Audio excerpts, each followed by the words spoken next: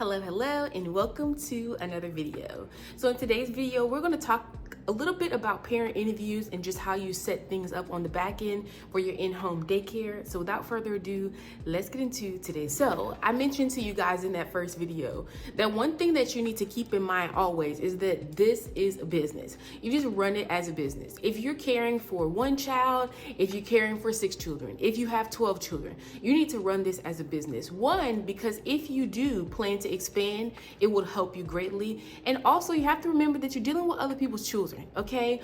And even though you might do something one way with your children, everybody's not up for that. You need to let them know your plans with their children. And you also need to do record keeping for yourself because people crazy, okay? So I'm about to go through all of the little things that I have set up.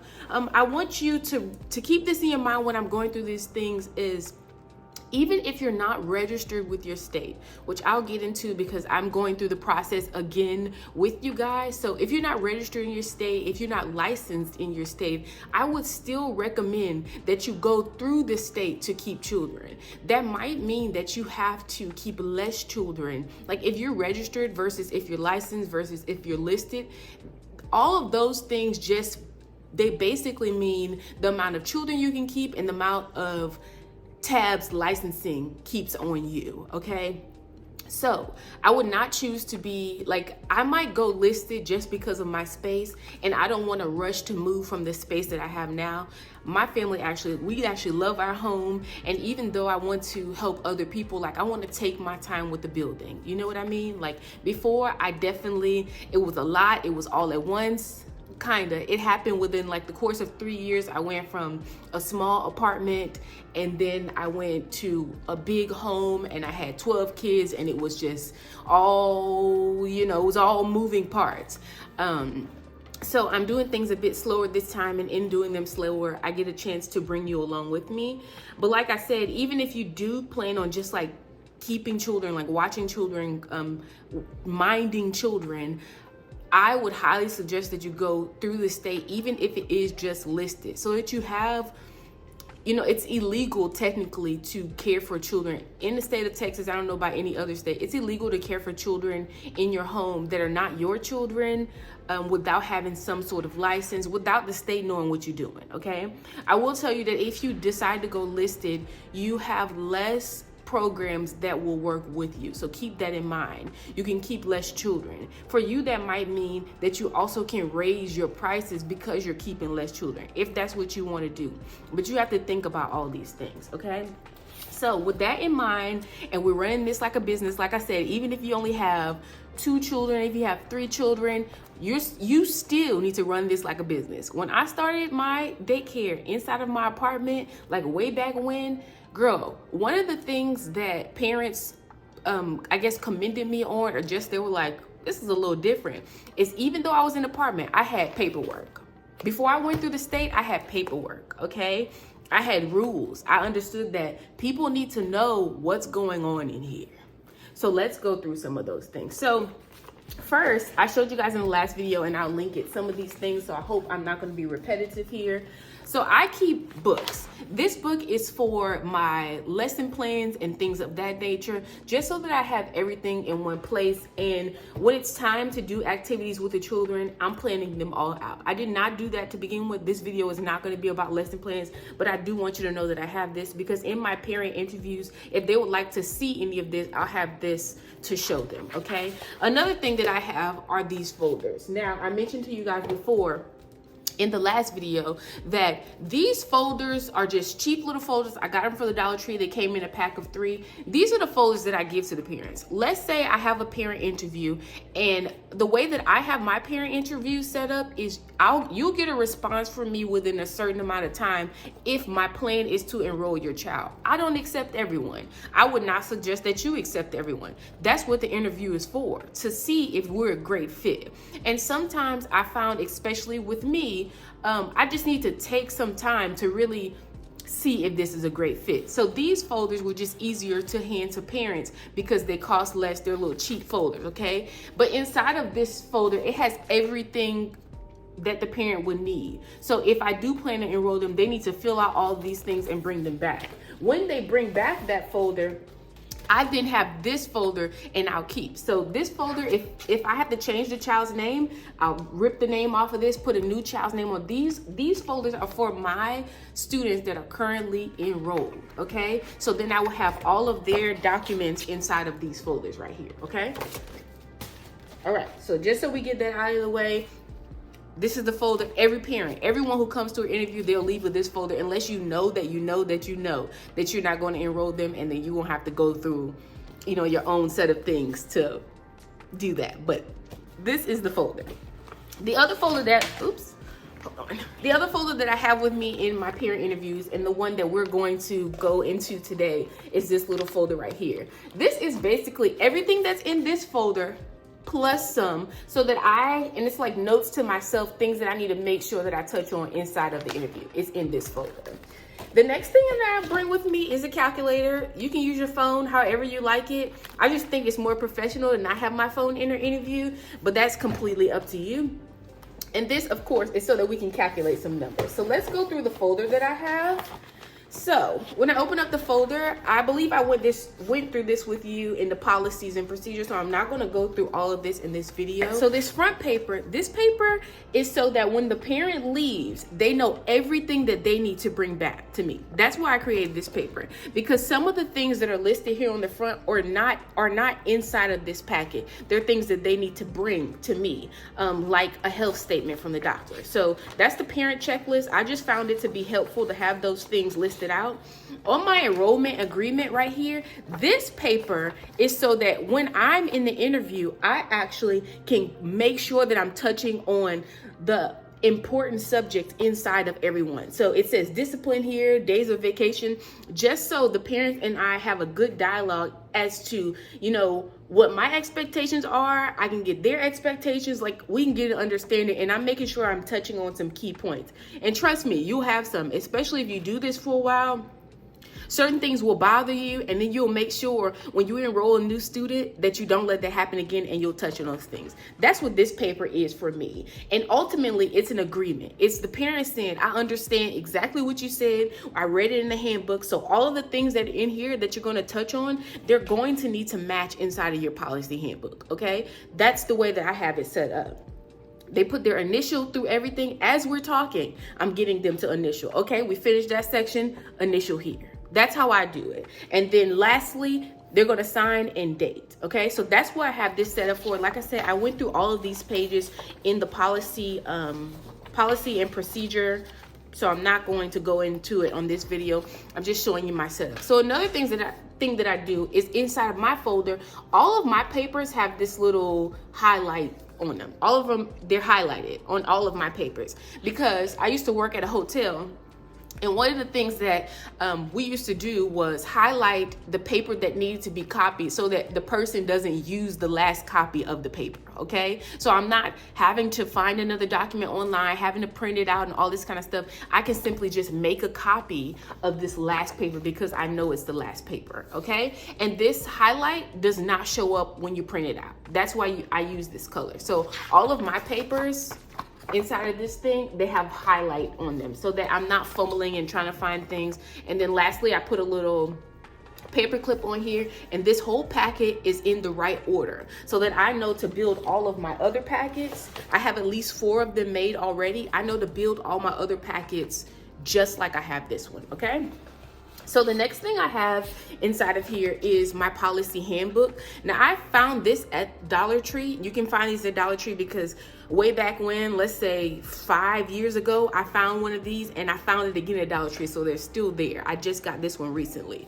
And it's just a little, like you can slide it on and off, a little sheet protector, just very nice. Makes it look very professional. So when I pull out my policy handbook and I speak with the parents, it just looks very professional.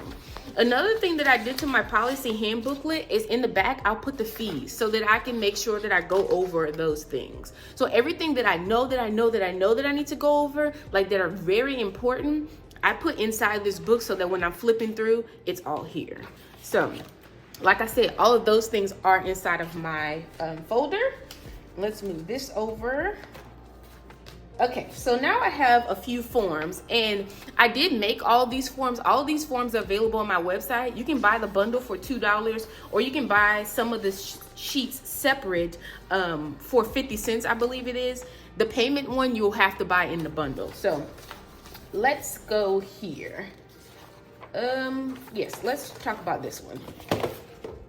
So payments. Now, you can keep digital records if you want to, even if you're not registered. Because if you're registered, there's some things that you must keep. But like I said, you're going to make this thing, you're going to keep it as a business so that if you do decide to upgrade your level of registration, we'll call it that, it's not a hassle and you already have things in place. So I would keep it official. Even if you haven't decided to be registered, if you're listed, keep it official, okay? So it's not foreign to you. Just keep up on the minimum standards. It's not foreign to you. And if something were to happen and licensing were to come through, you have these things in place and it's really going to work to your benefit, if I'm honest with you. So the first thing I have here is this little payment sheet. This is something that I would go over with the parents, which is why it's here in my folder. And even though I do digital payments, okay, so you can pay via invoice, you can pay directly on my site, like you can pay yourself on my site. There are different options. I have even an afterpay option to where the parents can, I have all those things available. With that being said, I like to keep paper records as well, okay? Because especially when tax time comes around, I spoke about this in that other video, people like to forget. And I don't ever want anyone to forget on my behalf. So what I do is keep this and then total it at the end of the month, provide the parent with a copy of that, or you don't have to, or you can just keep this for your running record, put a total at the end of the month for yourself, keep that in the child's file, and just keep letting it accumulate. And then when tax time comes, all you have to do is for the 12 months, take your totals, and then there you go. And if the parent has a problem with it, you can converse with them about the problem like that. It's easier when you keep records. When you don't keep records and you only do like parent receipts and then you throw the parent receipt off, even if you decide to do receipts alongside of this, it's still like, let's say you've did a year's worth of receipts. It's very difficult to go through all of those receipts for all of those children. So I would keep a separate file per child. That's just what I'm gonna do. You do what you want to do. I'm just sharing, right? So here's the payments. This is going to go per child. So here's the child's name up here and the date that this whole payment thing started. And I would just keep a record. Every time the parent made a payment, I would put it on here. The amount they made, the date that the payment was made, and then the method. If they paid cash, if they paid check, if they paid online, whatever.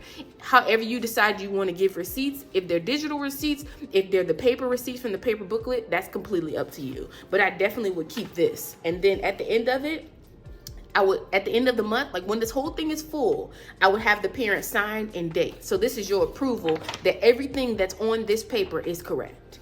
Okay, and then the next thing I'm going to do is the approved pickup list. So I also, like I said, I have a little note on here for myself, just telling me what it is that I need to do with this paper, because I do forget because there's just so many moving parts. So I put make a copy of the ID and staple it to this list, and then the parent's signature is verification. So this is very important, especially when we talk about letting children go with this person, that person, the other.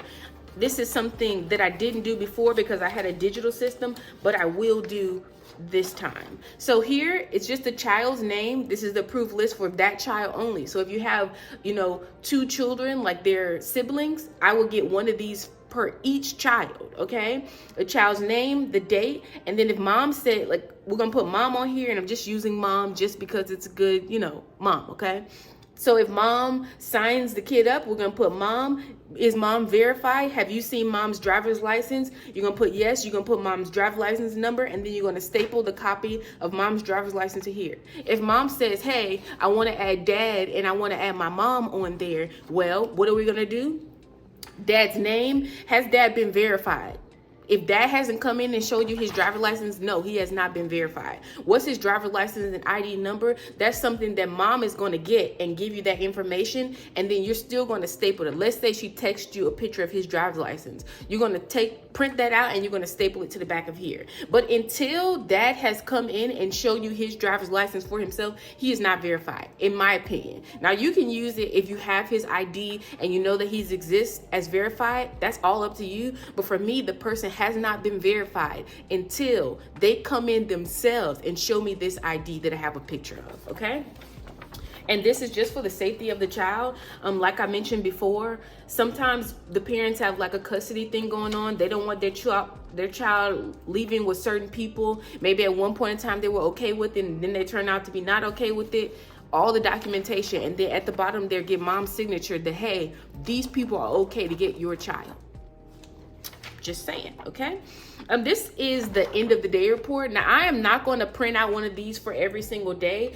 This is just a blueprint for me. So this is not going to go in the child's folder. This is just my blueprint saying, hey, this is the information that I would like to send to the children's parents at the end of the day. Now, I mentioned to you guys that I have a 4-year-old. My 4-year-old was in daycare. She was in daycare when I had the daycare a long time ago, because when you have infants, you know, it makes your ratio all different, and we'll go into that story on another day.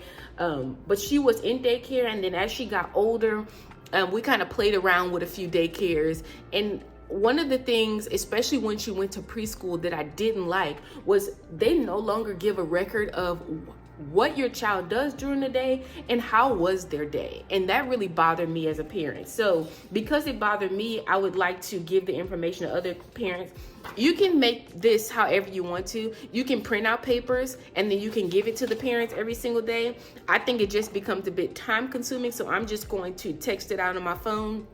And I mentioned to you guys, I'm going to have an app that I can communicate with the parents too, so they can have digital copy and I can have a digital copy. Now I'm gonna keep a paper copy for myself because that's how I roll in case the app crash, you know what I mean? But the parent is gonna have a digital copy at the end of the day, okay? It's easier for me at the end of my day while I'm winding down to send this to all the parents, like based on my paper copy. So these are the things that I would report, and like I said, you can add your own.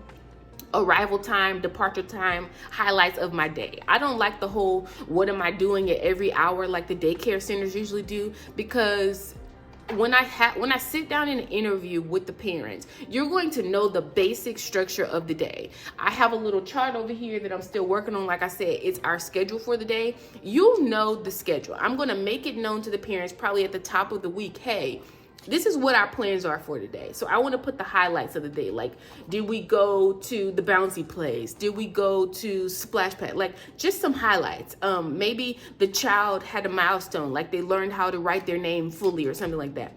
That's a highlight of the day. Another thing is nap time. Parents want to know, like, did my child take a nap? Why is my child restless? You know, maybe they're very sleepy because they didn't take a nap. This is information that I would have liked to know, like I said, so I'm definitely putting the start and finish of nap time. Another thing is breakfast and lunch. Now, I have the menu available for the parents to see, so I don't need to put the actual meal there, but I would like to put like breakfast. Did the child eat breakfast or not? Lunch, the same thing. So all the meals, did the child complete the meal or not? If they're not eating their food and their parents wondering why they're coming home and they're hungry, this is information that's helpful, okay? Behavior, you guys know I'm really big on behavior. I absolutely loathe when someone tells you your child's doing X, Y, Z at the end of it. Like, can you tell me all along so I can help you, work with you to correct behaviors all along? It's very important. And then notes, like, does the child need to bring something? Just notes about the day. Maybe they need to bring some extra clothes because they had a potty accident. Little things like that. Do they need some ointment to put in their cubby? I would add these things as notes, okay? So that's my whole little packet. And yes, as you can imagine, the interview takes quite a bit of time, but it also gives you a chance. And I know you're thinking like, why I got to go through all the information? Why I just can't, sign a kid, take the money and run type of thing? You can do whatever you want to do.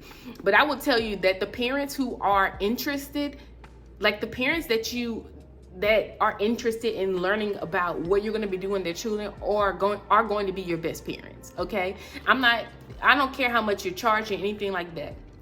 A parent who is invested in the well-being of their child is not going to give you hell. Okay, and I'm not talking about people